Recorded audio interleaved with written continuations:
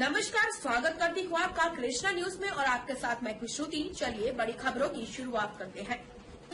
पूर्व कैबिनेट मंत्री नसीमुद्दीन सिद्दीकी ने कांग्रेस प्रत्याशी के पक्ष में भारी बहुमत से विजयी बनाने की अपील की। यूपी विधानसभा चुनाव 2022 के मद्देनजर सभी राजनीतिक दल मतदाताओं को अपनी ओर आकर्षित करने के लिए जगह जगह जनसभाएं कर जोर आजमाइश में लगे हुए हैं, जिसके चलते कस्बा पनवाड़ी के हमीदिया इस्लामिया इंटर कॉलेज में कांग्रेस के वरिष्ठ नेता नसीमुद्दीन सिद्दीकी ने चरखारी विधानसभा 231 से प्रत्याशी निर्दोष दीक्षित के समर्थन में वोट करने की अपील की है। विधानसभा चुनाव के तीसरे चरण में होने वाले मतदान को लेकर कांग्रेस पार्टी के पूर्व कैबिनेट मंत्री नसीमुद्दीन सिद्दीकी की अगुवाई में कांग्रेस प्रत्याशी निर्दोष दीक्षित को भारी मतों से विजयी बनाने की अपील की। देश की संपत्तियों को बेचने में लगी सरकार को उखाड़ फेंकने का वक्त आ गया है।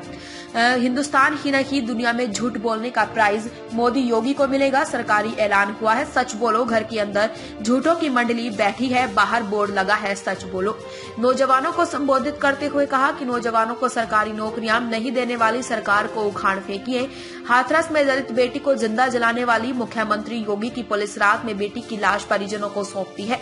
आज के दौर में हिंदू, मुस्लिम, सिख, ईसाई सभी परेशान हैं। आज बहु बेटियों की इज्जत सलामत नहीं है। मुसलमानों को सपा पार्टी ने स्वादिष्ट भोजन में पड़े तेज पत्ते की तरह प्रयोग किया है। कब तक समाजवादी पार्टी की शोभा बढ़ते रहेंगे? समाजवादी पार्टी और भारतीय जनता पार्टी दोनों एक दूसरे की पूरक पार्टियां हैं।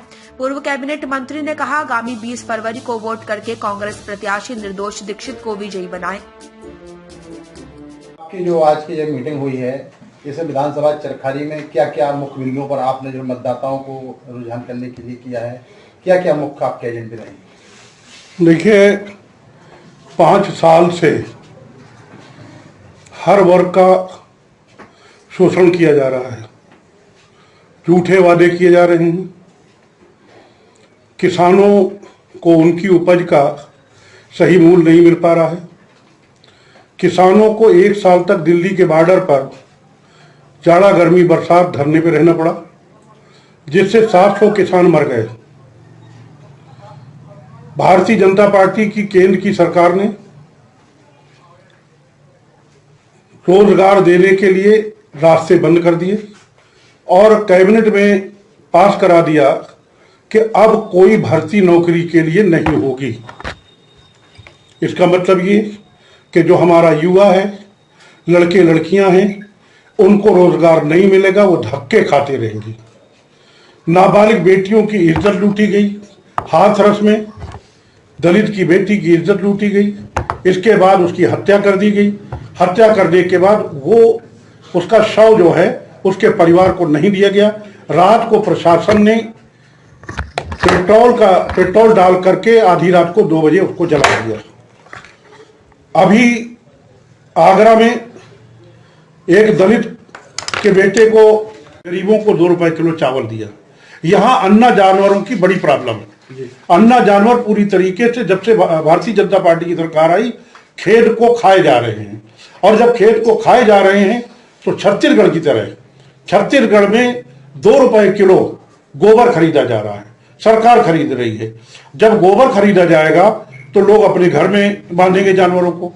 तो गोभी स्कीम के बाद हम उनको दवा के लिए देंगे। हमने महिलाओं की भागीदारी सुनिश्चित की। हमने कहा था हम 40% महिलाओं को इस विधानसभा के चुनाव में टिकट देंगे, वो हमने दे के दिखाया। अब हमारा सीधा सा वादा है कि सरकारी नौकरियां हम निकालेंगे 20 लाख, और उसमें भी महिलाओं को बराबर भागीदारी दी जाएगी। अब हर बात नहीं याद रहती है, लगभग यही। तो अपने आसपास के लेटेस्ट खबरें देखने के लिए हमारे चैनल कृष्णा न्यूज को लाइक एवं सब्सक्राइब अवश्य करें। साथ ही बेल का आइकन दबाएं, जिससे आपको आसपास की सभी न्यूज टाइम पर मिलती रहे, और कमेंट कर हमें अपने सुझाव जरूर दें।